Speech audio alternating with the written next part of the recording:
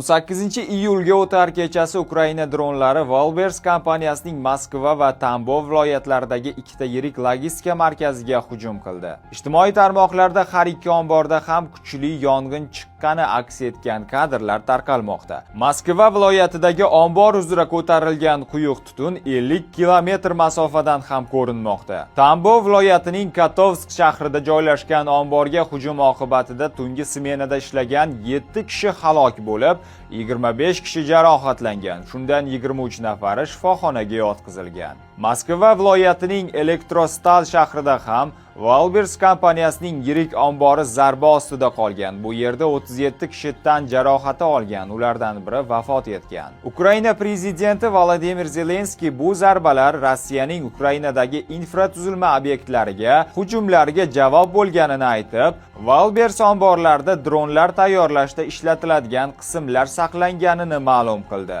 Yong'in o'choqlarini bartaraf etish ishlari davom etmoqda.